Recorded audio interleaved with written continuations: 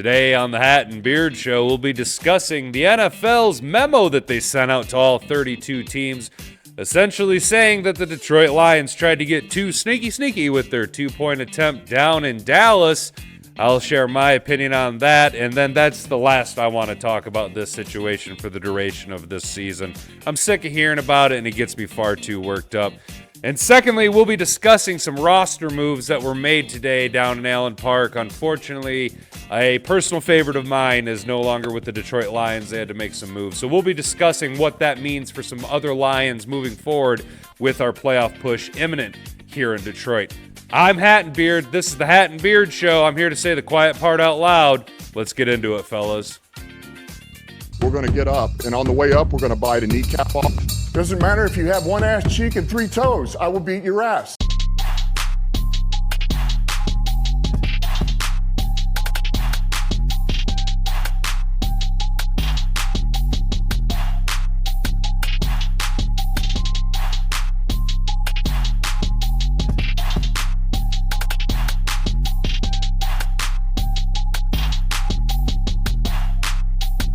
All right, guys. Hey, getting right into it. Let's take a little look here. Coming at us from MLive.com. NFL issues memo that shifts blame onto Lions players for two-point debacle. Let's see what the league has to say here. You guys already know exactly how I feel about this, but according to the memo, it is the responsibility of the players to be sure that the change in eligibility is clearly communicated by both the physical signal with the hands up and down in front of the chest. Again, what we've seen Taylor Decker do on the two-point play where he was standing by the white hat, the official, rubbing his big ol' 6'7" body going, hey, I'm eligible. Number 68 is reporting, right? We all seen him do that. Up and down in the chest, and then report to the referee with his intention to report as an eligible receiver, which he did, okay? Now, what the NFL ended up doing, and I don't think they have the video here. I guess what Tom Pelissero does here. Let's see what Tom Pelissero has to say. I don't know if we got any sound. An eligible pass receiver. To allow the defense an opportunity to match personnel to avoid deception and to ensure fairness, the player must immediately report the change in his eligibility status to the referee, who will inform the defensive team, which he did, and will make an announcement to the stadium before that play.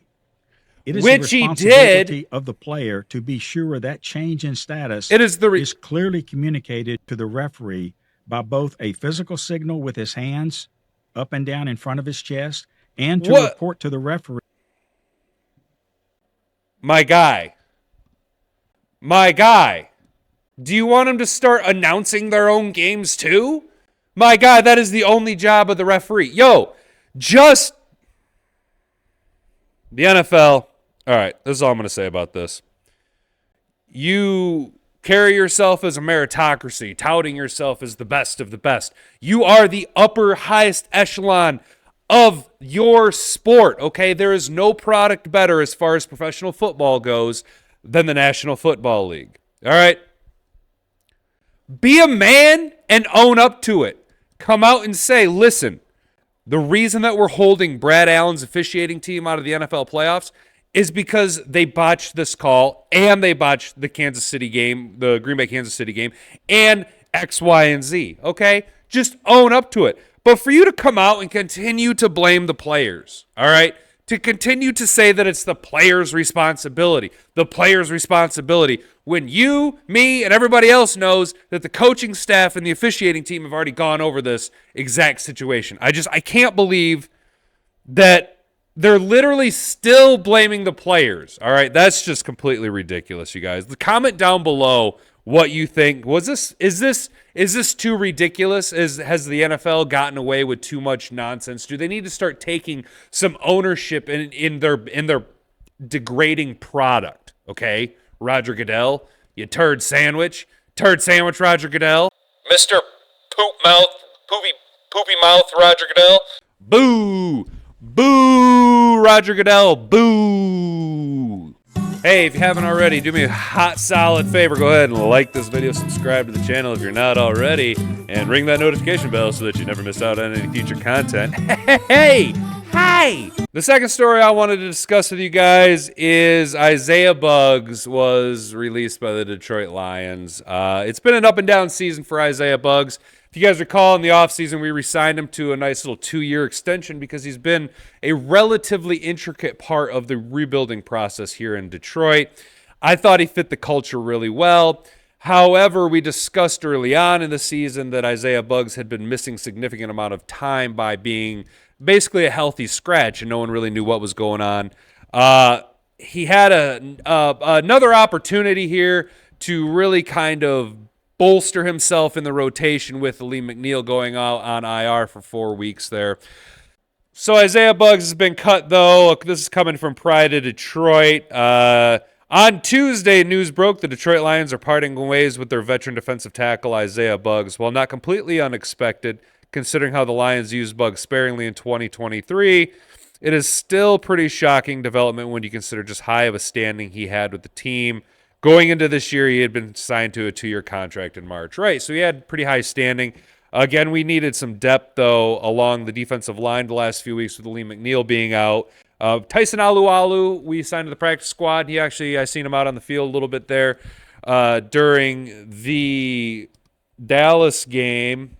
Gosh, that is such just a thorn in my side, that Dallas game. It just really irks me still to think about. But the long and short is that Isiah Buggs is a victim of we need to make room in the roster because with guys coming off IR, namely Aleem McNeil, that's the same position you play, James Houston and CJGJ, CD Deuce, Chauncey Gardner-Johnson, all those guys are poised to be coming back off of IR, and we need to make the roster space. Now, the argument could be made, and I do agree with it, is why would you release Isiah Buggs when you have guys like Will Harris? Not a fan. You guys know I'm not a fan of Will Harris, but I think that this is just one in many steps because, again, they play the same, both Aleem McNeil and Isiah Buggs play the same position. Benito Jones has been playing well. Tyson Alualu has been getting some reps, as well as maybe Broderick Martin decides to put his big boy shit in pants on, although I've not necessarily been overly impressed with him.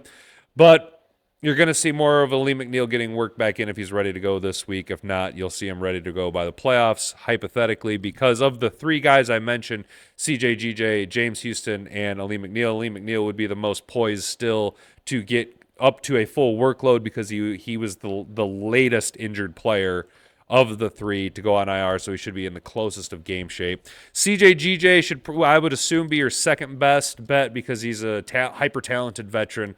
And then James Houston has been trying to get cleared medically. I think he's already been ruled out for the Minnesota game. I'm not 100%, though. I feel like I've seen that blurb on NFL Network, but don't hold me to it.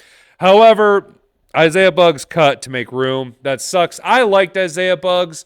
I thought he was kind of the same energy as a Penei Sewell. Brings on offense, kind of a nasty streak, kind of get in your face kind of guy. Yeah, he does a little bit of John, but he backs it up. He's got a lot of lead in his ass, and he holds that 3 technique real strongly. I liked what he brought to the table. I would have liked to maybe see somebody else like a Broderick Martin, maybe not necessarily be played. But listen, as been proven time and time again, Brad Holmes knows more than me and 99% of the NFL when it comes to players and evaluating talent. So I'm not going to question this, man. It just sucks. It just sucks because, I liked Isiah Buggs, and it's just the way that the league is. It's a business when it really comes down to it. And if you weren't producing the way that you needed to, when you have a guy like Aleem McNeil coming back on, who's had in comparison to his first few seasons in the league, he's had an outstanding season, and his trajectory was ascending before this mild setback with an injury. Hopefully he can bounce back and help elevate our defense, along with Chauncey Gardner-Johnson and James Houston, blah, blah, blah, blah, blah, blah, blah, blah, blah, blah, blah. Thanks for hanging out with me, guys. I appreciate it. That's all I really got to say. Don't do anything I wouldn't do. Stay out of trouble. We'll see you guys in the next one. Frig off.